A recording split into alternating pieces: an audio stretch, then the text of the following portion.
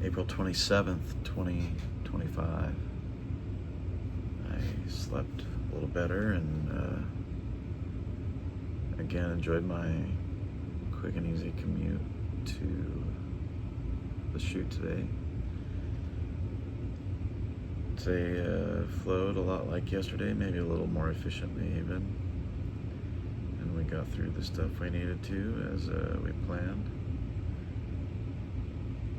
We wrapped on time, I guess, and the whole day was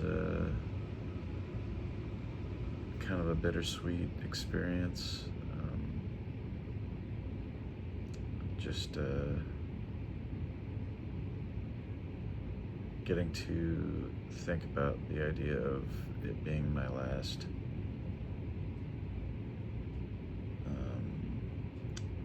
day with a crew. I do have a shoot tomorrow, but it's just a drone shoot, so not really a formal crew shoot. And yeah, it was bittersweet. Said my goodbyes, took some pictures with the crew, kind of, took some shots throughout the day to kind of try to commemorate a little bit. After work, I just came home and got cracking on some of the graphics updates, and I've largely been doing that the rest of the night. I'm making pretty good progress, I guess. Essentially, that's what encapsulates my day. When I think about the deep thought of the day, that all goes straight to what I already kind of mentioned in the thoughts about leaving this area and moving on to a new place in life. I wrote down a thought when I was considering what I might say here, and I think it's interesting to think about the value of art in general, how often we can see or experience art, and what it can do in a way is sort of express a feeling we might have in maybe a more direct or beautiful or relatable way than we might be able to express it ourselves. I think about a couple movie quotes that I've been sort of pondering a little more frequently lately, and one in specific to the concept of how I feel when I leave my friends or family behind. Comes from the movie The Thin Red Line. There's a scene where one of the commanders, I can't remember what his official title might have been, but there's this point in the movie where he is being sent home because his commanding officer had some disagreement with him, and but respected a decision he made in the middle of the battle, and none of that stuff really relates to life, really. But as he was leaving, he's given a sort of a monologue in the film, and the line that really sticks with me is not exact to how I feel, obviously, because in the movie relating it to his soldiers, the people that he commanded. And I don't have that sense at all in what I'm expressing here, but I'll read it off. I'll read off the quote, and it'll make sense, I think. I'll read off the quote, but I'm going to change one of the words. In this, he uses the word sons. To me, I refer to it as my friends. I might get a little emotional here because I'm already kind of on the fringe as I think about it. It's a very poignant and powerful message that I hear when I hear it. He says, "You are my sons," I say. "You are my friends, my brothers, my sisters, my dear friends. You live inside me now. I'll carry you wherever I go."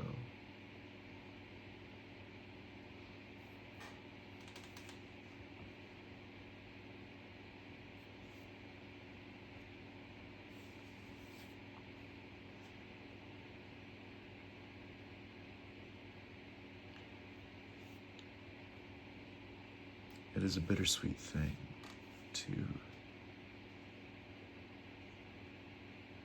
make such a move where you know that you will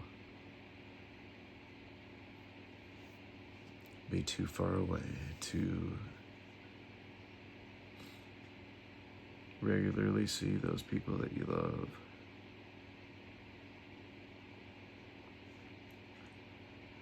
To share the ups and downs of life, and to see how things change, and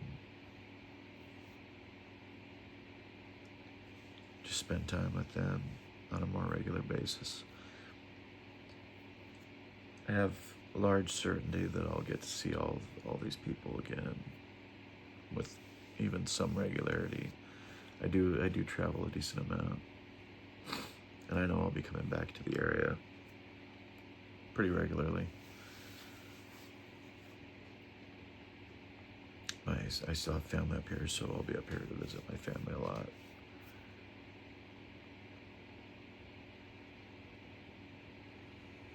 But I move for what I perceive as a greater purpose in my life. Which leads me to the second quote.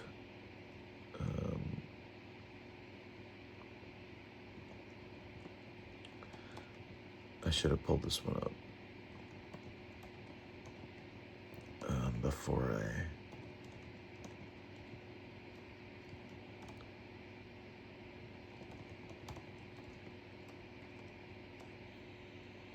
I'm sorry, I'm killing time here.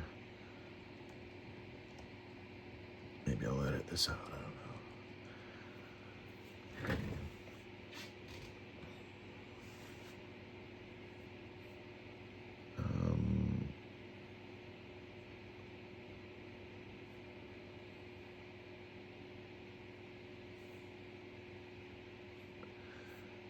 Let's see.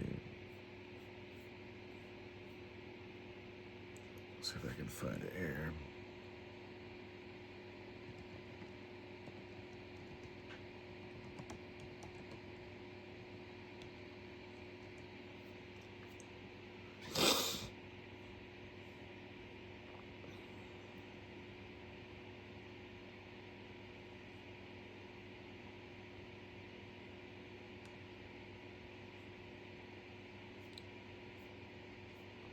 Let's see.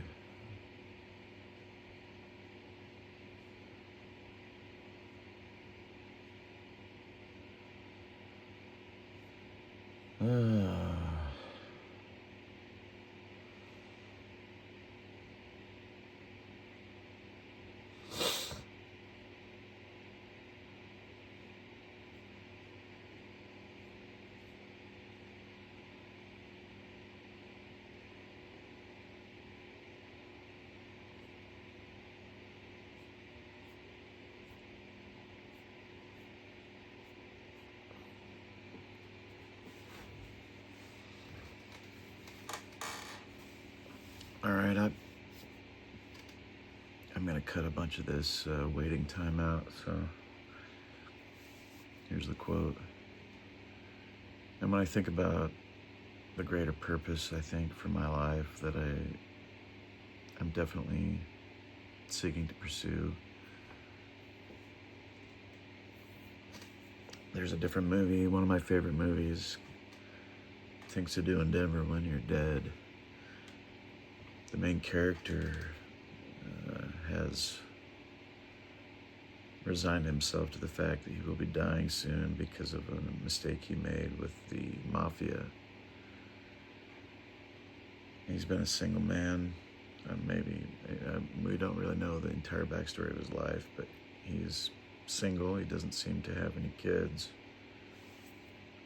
Or, I guess, based on the quote here, he doesn't have any kids. But he decides to have sex with a hooker that is wanting to have a kid. And so after they get together, he records this monologue. And obviously, I'm not looking for a hooker. So it's not an obvious comparison here, not a direct parallel. But his sentiment matches my sentiment for my desire to have family, have kids, have a wife. And this is him talking to his future children, his future child. Most of all, you're going to have to remember it's not going to be a perfect world. It's going to be harder than Chinese math.